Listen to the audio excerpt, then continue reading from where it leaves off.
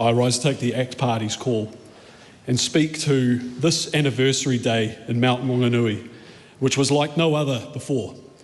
This year we have been a mournful place. From the main beach to Makatu, everybody has been glancing to our maunga, the mountain caught by the morning light.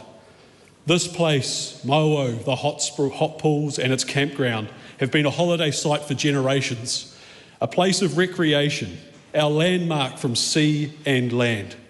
It has always been a sacred place since Takatimu and Tamatea. You souls whose lives have been taken, you are now a part of this place forever.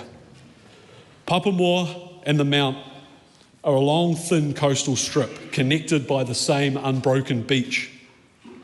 And we all look to the citadel of the area where this life has been taken. On Wednesday last week, the rain we experienced was intense. The wind forced it into every exposed crack. It flooded our streets and saturated our soil. Something was going to happen that night. But hopefully nothing more than a power cut, my wife and I said to each other before bed, as we thought of those moving stock and managing the horticultural blocks.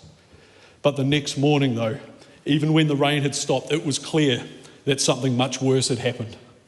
As the 8th and 10th and 12th emergency vehicle went past, sirens ablaze, we all up and down the coast knew something very serious was happening. To the first responders who made their way through to Mauo, the bystanders who were first on the scene, New Zealand thanks you. The members of the public who performed gallant acts before and after, and the recovery teams there right now, we thank you. And I believe I speak for many when I thank you too, Christopher Luxton, our Prime Minister, and Mark Mitchell, for your on-the-ground presence in Mount Maunganui this week. As with the tragic weather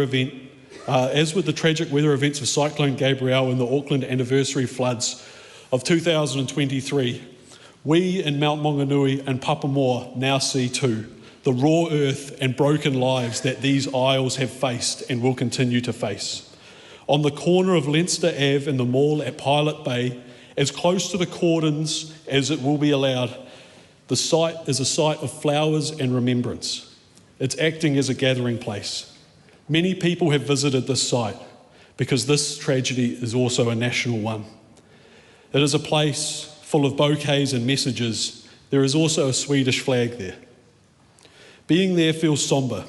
There is grieving all throughout as people are looking to the northwest, to our citadel, where this life has been taken. How does one begin to speak to the loss of a loved one or of a child in such tragedies? We can but mourn with you.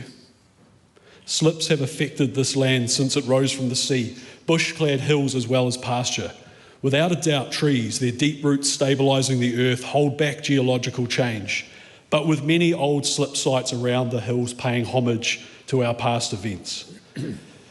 What has been deeply disappointing is how quick some voices have politicised this tragedy and hijacking it for their own agenda. We must understand these events and what has preceded them, but remember that New Zealand has always had extreme weather. We have always had slips. No law, no slogan and no protest can stop rain from falling and hills from moving. What can save lives is practical action, sound land management, proper hazard identification, robust safety practices and effective emergency response.